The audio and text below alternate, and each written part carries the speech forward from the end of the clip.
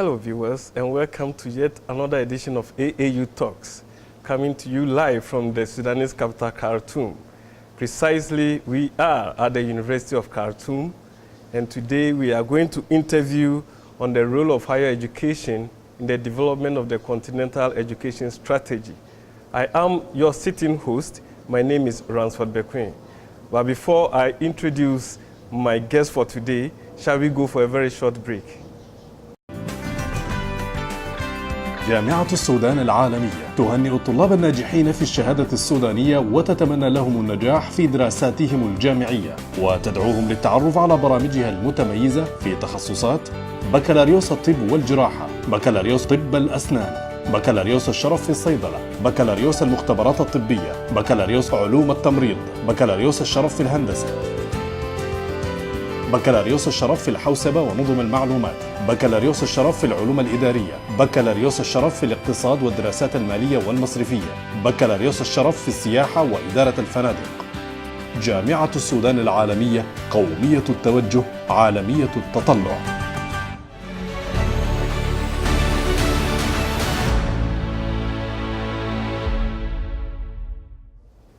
Welcome back, viewers. As I introduced earlier, we are talking about the role of higher education in the development of the Continental Education Strategy for Africa. And I have with me the Chief Librarian of the University of Khartoum in the name of Professor Hassan Haj Ali. Professor, welcome. Oh, welcome. Salam alaikum. Wa alaikum salam. How do you do? I'm doing fine. Okay. Welcome to the University of Khartoum. Thank you very much. And to the library of the University of Khartoum. It has a unique collection of archival materials. Yes. And yes, I'm so exactly. impressed. Yes, exactly. We have a very good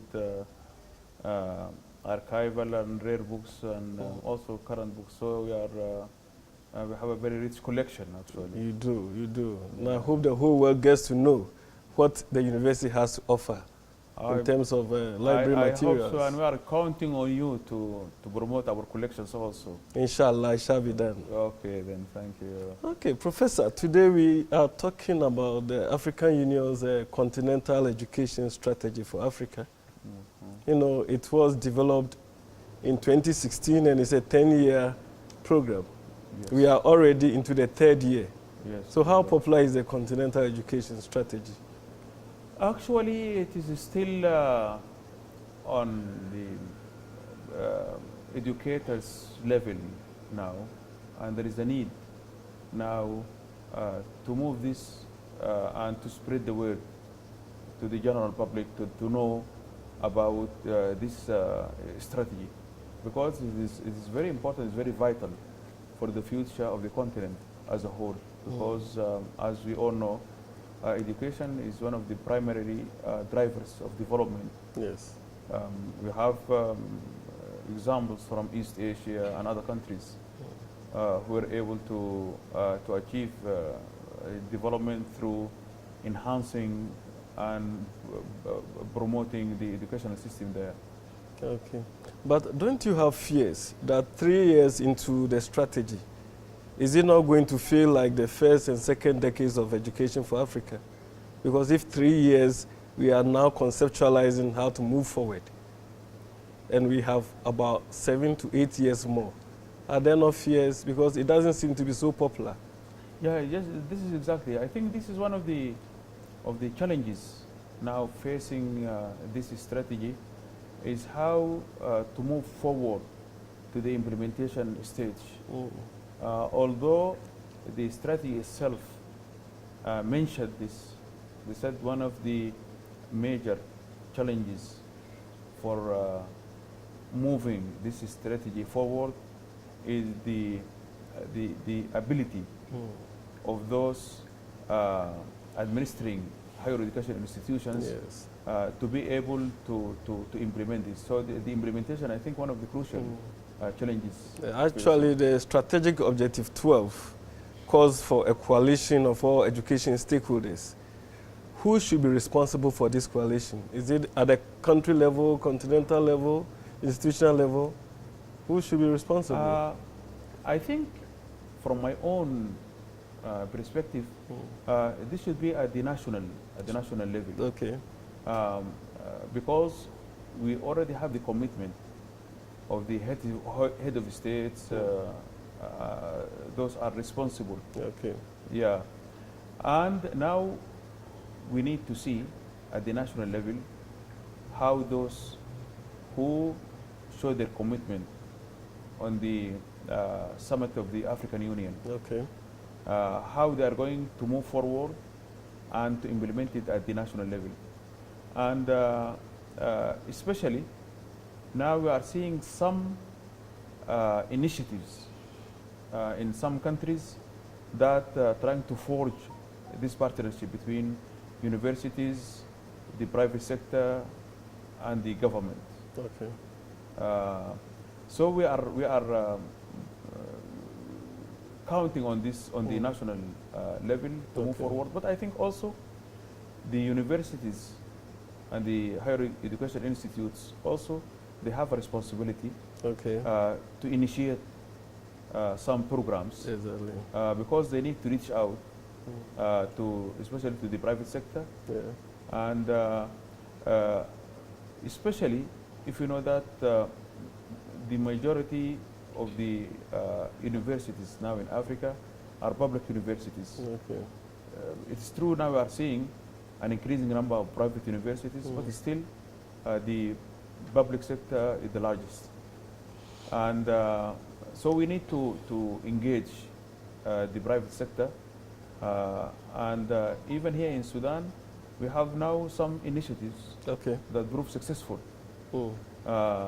Here in the University of Khartoum, the oldest university in Sudan, they forged very successful Partnerships. Okay. relationship and cooperation in different fields, in agriculture, in animal production. Okay. So it's proved successful, and now the university, and even actually the Ministry of Higher Education now is promoting what they call the productive university. Okay. What is that? Meaning that the university should integrate the practical side with the theoretical. Yeah. Okay. Not only to teach its students some theories, but to Have couple this. hands-on experience. Yeah. Yes.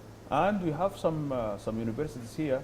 The students now go to the field, not only the classroom, Okay. but go to the field, and they're having some productive units attached Okay. to some faculties. For example, in the faculty of agriculture in some universities, they have farms and they produce products. Some universities now, they feed their students from From their the own farms. Viewers, we are talking about African Union's Continental Education Strategy for Africa that we popularly call CESA 2016-2025. It's a 10-year program. And I'm here interviewing Professor Hassan Haj Ali, the Chief Librarian of the University of Khartoum. Professor, now we will go to specific strategic objectives. We know the objectives cover from primary up to the tertiary level, but we'll pick some of the objectives. For instance, Objective 1 says revitalizing the teaching profession. So what is the role of higher education in this field? I think the higher education, they have like a double responsibility here, like a twin responsibility.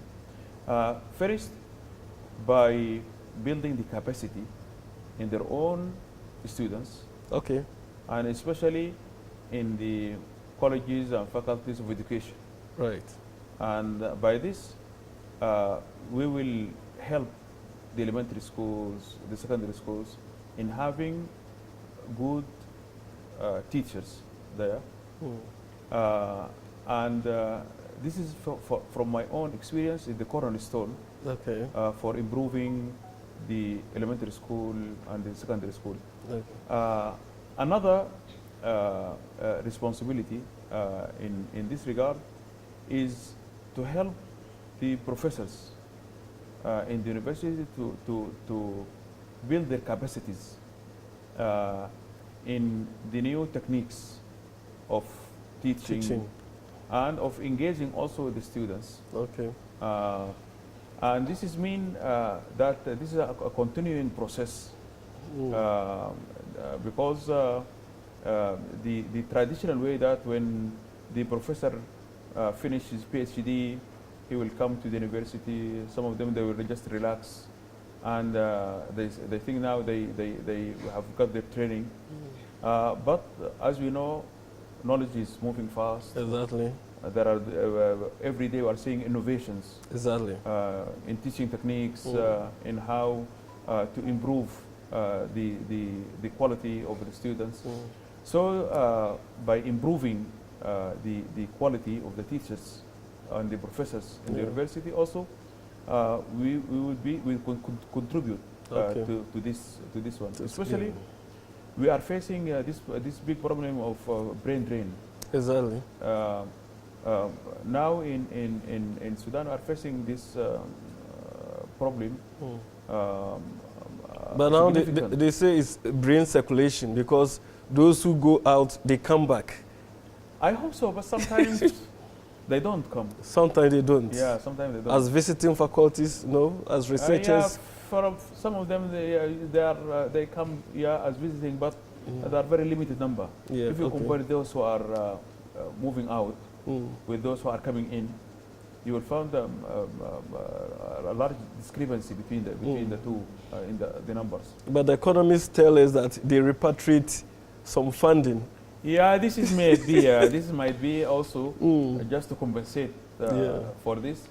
But now, for example, here in the University of Khartoum, we're having this challenge of keeping a proper number of qualified personnel in the university. You keep training people, the government and the university, they pay for the training. Yeah. And then when they finish, they just leave. Yeah, that even brings me to the strategic objective 2, which says that we should build infrastructure, build and rehabilitate infrastructure. And more often the mindset is that it's the government who needs to build infrastructure. But then in higher education, if we conduct tracer studies and actually network with our alumni, don't you think they can also come back and help build the university? For instance, build libraries, build laboratories for the university. Do we do tracer studies on that? Yeah, I think this is a good strategy. Okay. And we have now in these alumni associations. Okay. Even here in the university, we have a department for the alumni. Alumni relations. Yeah. Okay. And they organize different activities. Okay. And they are very eager to help. Some of them they donated money. Some of them they donated equipment. Yes. Some of them they donated books. So they can contribute in this regard. Okay. But I think also we are seeing here in Sudan a new change. Actually, this is the private sector now. Actually not the private sector, but the private institutions of higher education. Of higher education. Now their number are keep growing, and the share of students keep also increasing. Okay. And now some of those private universities, private colleges, they have very bright future because they have sufficient resources to develop their institutions. Because unlike the public universities, they charge the students, they have the fees on market basis, not like the university, public universities, where they have very limited fees imposed on the students. Some of them they'll be admitted freely to the universities, and even the private universities and colleges now they are reaching outside the country. Okay. Now we have. That's the era of internationalization. Exactly. Yeah, okay. Now we are moving towards this. Well, Prof, I have a question. Yeah. Now, if private universities are in the system and are competing with the traditional universities. Don't you think it has implications for quality? Yeah, this is actually... Who is regulating the private universities, and what courses are they actually, teaching? Yeah, the regulatory body is the Ministry of Higher Education. Okay. The Ministry of Higher Education, they grant the initial license for the establishment of the private university, but they keep monitoring through the annual reports. Okay. And they have different committees and commissions that monitor and visit the private universities. So this is keeping an eye on these private institutes. But these private universities, they are almost always in market-driven programs. They don't do programs like archaeology, like history, like philosophy, but you see them doing accounting, doing them reading ICT, medicine. So is there a balance? Because we're talking about holistic education. Yeah. Actually, as you mentioned, here also in Sudan, those universities are driven by the market forces. Okay. And they concentrate on certain, like maybe 4 or 5 areas. But they are leaving other like humanities, social sciences, archaeology to the public universities, because you see there is no market, there is no students in this. So we are seeing these private universities now moving toward this type of programs. But they are not actually a comprehensive institution of higher education. Okay. Viewers, we shall go for a very short break, and when we come back, we shall continue our discussion with Professor Haj Ali on the development of CESA by higher education institutions in Africa. Please stay tuned in.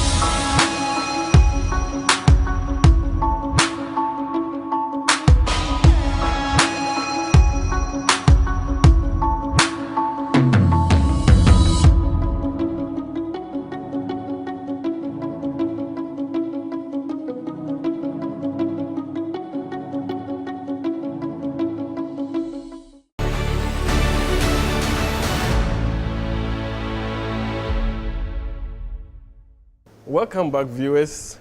We are in the Sudanese capital, Khartoum.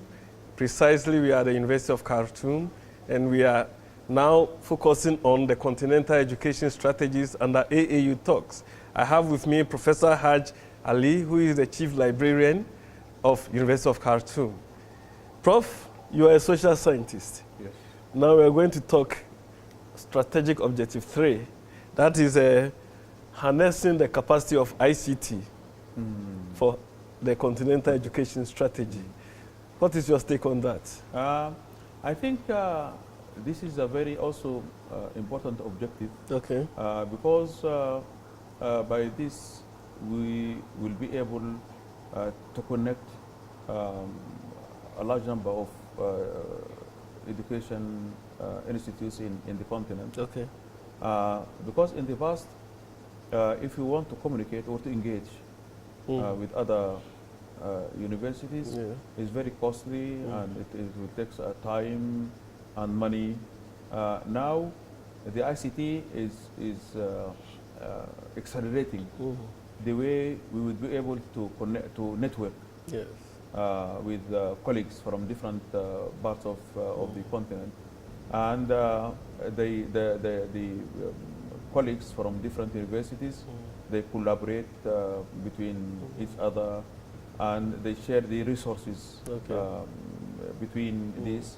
So if, for example, you need to have some materials, you need to log on to the Shams network, and then you will be connected to the different universities now. Okay. Precisely, let's take the University of Khartoum as an example. How connected are you, I mean, digitally? For instance, in the library, do you have one needs just to Google or type something and retrieve a document? Yes. Okay. Yeah, we have. Now you can log in from any, and even from outside the campus.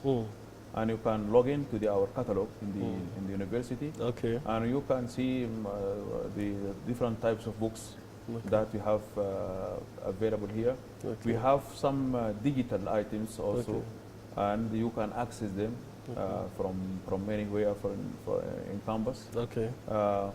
Also, you can log in to the courses, different courses. Okay. We have some databases here in the university. You are subscribing to databases also. So in this regard, we are having this, and now even in some services in the university, you will get it through online. Okay. For example, now all graduate studies. If you want to apply or to for any program, you need to go online. Okay. And you apply online, and you receive online. So now the graduate college, they were successful in implementing this online, and they facilitated a lot of things for, especially for the Sudanese diaspora. Those who are scattered in different places. Okay. Now they just log in, they apply, and then they know the status of their application, and they can also communicate with their supervisors online. One agenda of the African Union, and in fact the Sustainable Development Goals for that matter, is equity and access. And they want ICT to be used as a tool. Many countries do resort to open and distance learning, ODL. What is the state here in Sudan? The distance learning now, although it's a relatively a new trend in Sudan, but it keeps growing now. Okay. We have the Sudan Open University. Okay. Now they have branches in different places, and they have a huge number of students. Okay. And in each university now, there is a distance learning, either faculty or department promoting distance learning. But allow me to mention one item or one thing concerning the ability of the students to use the social media. Right. I was just going to go to that.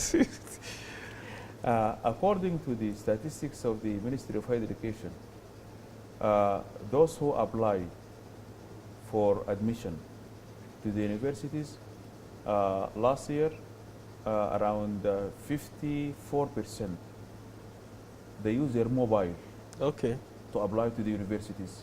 So you will just download the application, You fill it from your mobile, and then you upload it back to the website of, the Ministry of Higher Education. Sure. So this is facilitated a lot actually, and now issuing of even transcripts. There are universities that are moving towards the online application. Exactly. So this is now a growing. So you rather going green. Exactly. Green economy. Green economy. Oh, okay. Thank you. Now, strategic objective 6 says that there should be a launch of a literary campaign, meaning that people should be literate. So how is higher education playing this role to make sure that the level of literacy, if it's not eradicated, is reduced? I think in the University of Khartoum, we have the Faculty of Education. Okay. And this is one of the largest faculties in the university here. Okay. Almost like 3,000 students in the Faculty of Education. Okay. And they have, the Faculty of Education, they have their own schools. Okay. Attached to the Faculty of Education.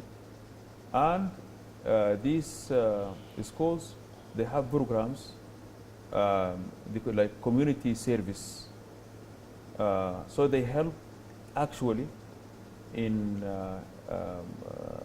especially they go to remote areas in Sudan, and they make campaigns, and they help in the eradication of illiteracy. Yeah, in certain areas.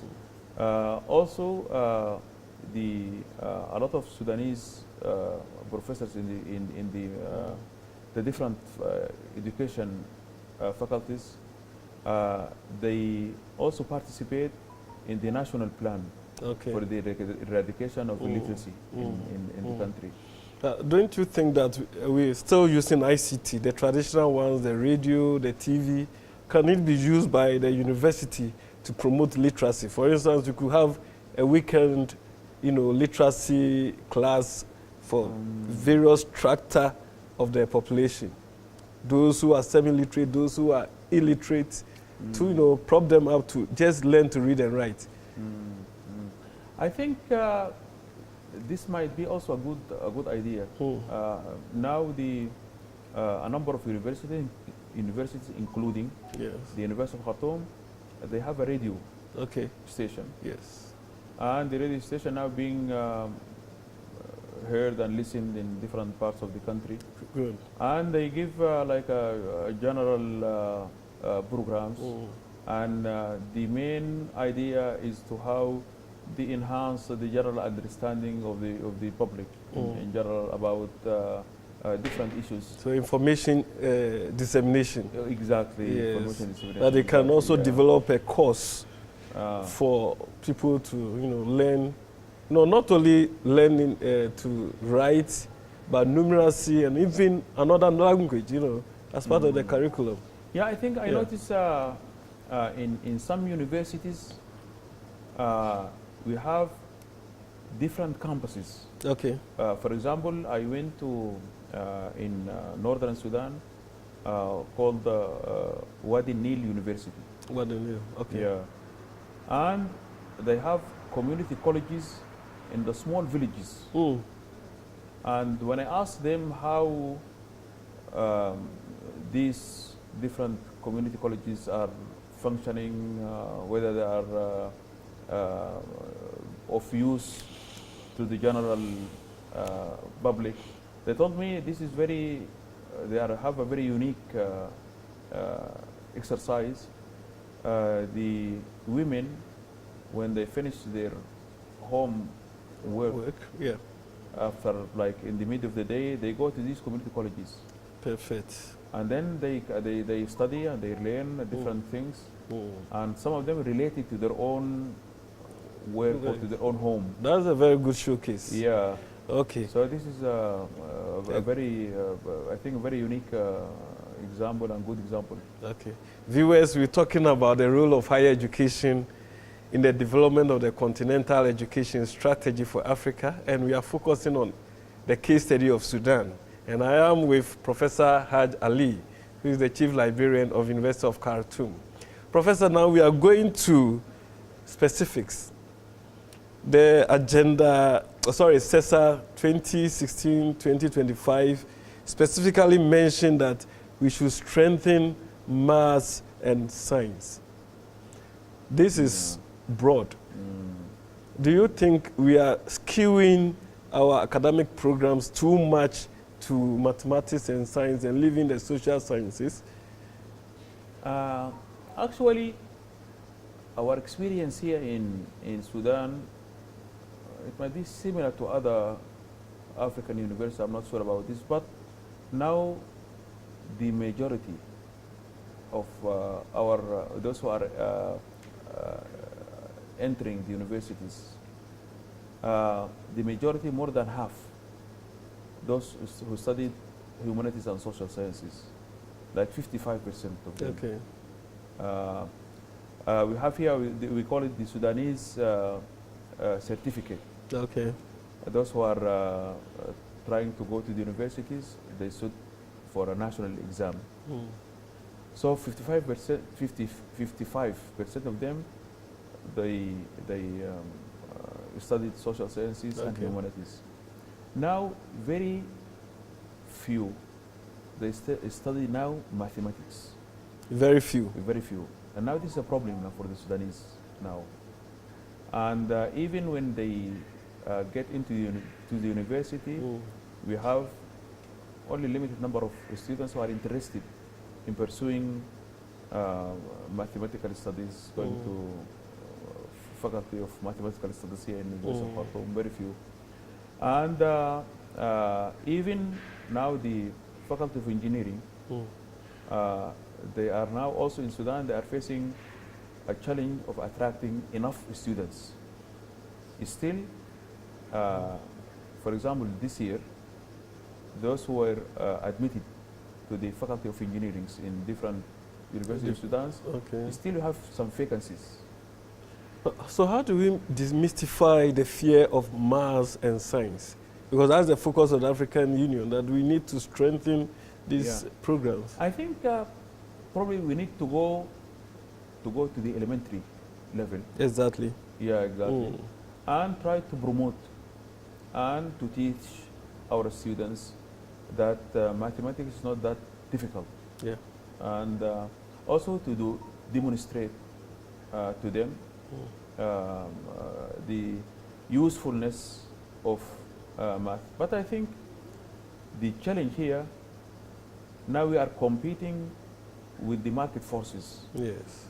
Now students, they want to go to medical institutes, medical faculties, because they will be hired immediately, they will go abroad, they find jobs outside, or they will go to the business administration, but they will be reluctant to join math, because they think this is going to be of limited value in the market later on. So how can this challenge be addressed? I think it should be a national policy. Exactly. You know, that math should be studied perhaps from basic elementary up to senior secondary or whatever. Should be compulsory. And then, like strategic objective 3, we have to harness ICT. Use ICT to promote the teaching and learning of mathematics. That, to me, is one of the strategies. I don't know what the Sudanese situation is. I remembered in one time in Sudan, the government, this is up to 1970s. Yes. The government used to attract best students and to encourage them to go to faculty of education. Okay. Because they think if you have good teachers, you're going to have good students. So you will start your salary the day when you enter the faculty of education. And by this, one of the best students, they join the faculty of education because you have assured of job, and even not only the job, and even the your salary, salary itself. So I think in order to encourage students, we need to have some incentives to be given to the students, those especially those who will join the math and science. I remember also the United States when they were competing with the Soviet Union. When the Soviet Union sent their first spacecraft. Yes. The United States, they nationally, the government said this is a very strategic issue, so the national government should interfere and provide funding and to encourage students to go into this math and science. Exactly. So we need similar projects like this, that the national government should inject some money and also attract the best teachers in this regard and best students in this regard. You know, I think one problem with our national government is they devote very little funding to research and development.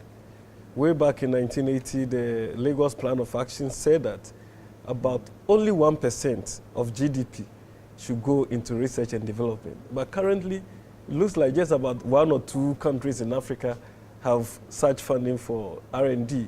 But without research, without development, how do you, develop? Exactly. Research, innovation, and development. So what should African governments do? I think they should take some lessons from countries like Malaysia. But we have already always been Korea. quoting them. We know South Korea. We know countries that have no natural resources have developed through human capital development. But Africa, we have all the huge national resources, and our human capital that we develop in our universities go out. That's a brain drain. I think this is actually like a vicious circle. Exactly. But I think we need for us to promote stability, security within our countries. Region. Yes. And to divert the money that was spent on maintaining security to the education. Because, for example, I will give you an example from Sudan. Okay. The government committed itself to spending 1% of the GDP on security, research and education. Okay. But still, they were not able to fulfill this. Exactly. One of the reasons that we need to maintain stability. We have different wars in different parts of the country. So the government is spending a lot of money in security measures. And CESA 2025, that is the strategic objective 10, talks basically and principally about promoting peace education and conflict prevention. Are universities doing this? Because it looks like Africa still continues to be a very unstable, continent. And whatever we do, whoever we produce would like to go seek greener pastures because the person knows he cannot practice on the continent. Exactly. So how are universities promoting peace education and conflict prevention and not resolution? Here in Sudan, a number of universities, they have peace research, either institute or centers. Okay. Here in the University of Khartoum, we have a Peace Research Institute, and the institute is very active in tackling these issues of conflict and promoting ways of how to solve the conflict in different parts of the country. And the now Ministry of Higher Education are paying attention to this. Now they are allocating funding for these institutes because they saw their importance in mitigating the conflicts and even also trying to promote the traditional ways of mediating and solving conflicts in the country. Okay. But I think still they can do more.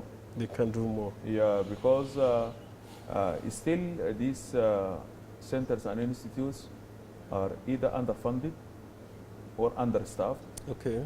So they need to have more funding, more qualified staffing in this regard in order to be able to fulfill their missions. Okay.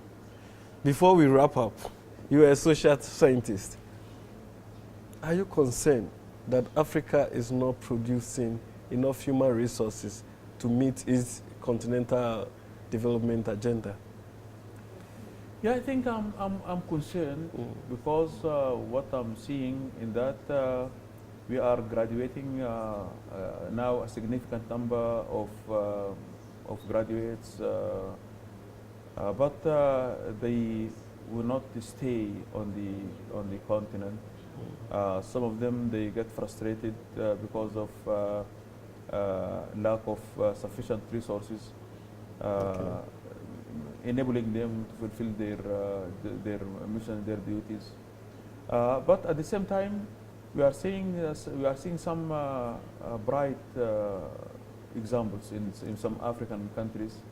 Now, African economic growth generally is picking up now. Okay. And also some universities now they are showing some excellence. So we need to go in this direction. Okay.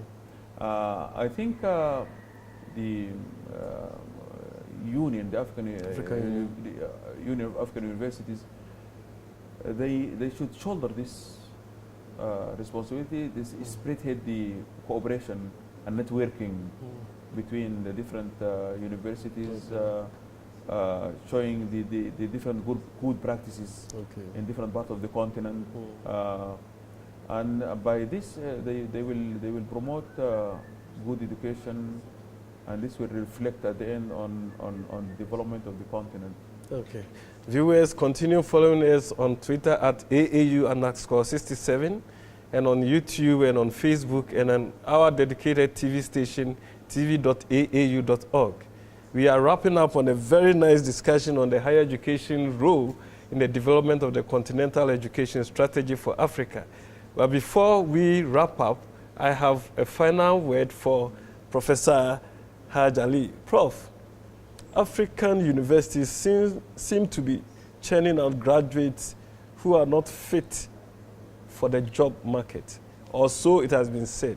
And so one of the African Union's strategic objectives and CESA is to develop technical, vocational, and educational training. Do you subscribe to that? Yes, I think that we need to pay attention to this. Now, Ministry of Higher Education here in Sudan, they are aware of this, and they built like 20 technical colleges in different parts of the country. The main aim is to train the students on vocational skills. Okay. Also, recently, the university also opened Sudan Technical University. Okay. And also, the main goal is how to promote vocational training. Now, one of the challenges in this regard, that is students, they prefer to go to the traditional universities that teach the traditional subjects. But now the government is trying to encourage them to go to these technical colleges and to be. So what are the incentives? The scholarships? Yeah, there are scholarships in this regard. I think one of the also realities of higher education in Sudan, now the majority of the students in Sudanese universities are female. Yes. Now, like, for example, University of Khartoum, more than like 65% of our students body are female. students. In fact, when I heard of this, I was marveling. Why more females than males? From my own judgment, this is not a scientific, Yes. but it's my own judgment. Now the girls in in secondary schools, they are more serious, Okay. and they take their homework seriously. Okay. They study hard. Mm. Although we see some students, male students, they are hard workers, but now they are being diverted to other issues. They know they need to play soccer, and they need to go to overseas to work. Yeah. They spend a lot of time chatting on social media, a lot of distractions now. Yes. But this is now the reality of Okay. the higher education in Sudan. Okay. So, finally, do you think that Africa can be able to achieve the objectives of the Continental Education Strategy by the year 2025? And they have 11 strategies, with the 12th one being coalition of education stakeholders. I don't want to be pessimistic, Okay.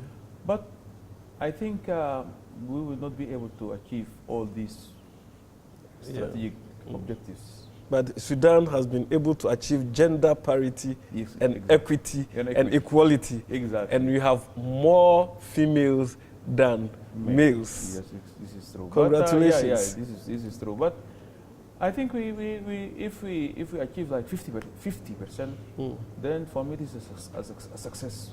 Yes. So we're going to do a yearly monitoring. They have a tool called Raka. Every year they monitor which indicator is going up, which is achieving its goal, and which is not. Well, viewers, this has been an exciting moment, a very interesting one. We've been talking to Professor Hassan Haj Ali, who is an expert, a social scientist, and who is also the chief librarian here at the University of Khartoum under AAU Talks. It's been a good moment. Professor, shukran. Oh, thank you. Afwan. Shukran. Okay, so until we come again your way with another episode of AAU Talks, please continue to tune into the Association of African Universities for other interesting programs. Thank you. Bye.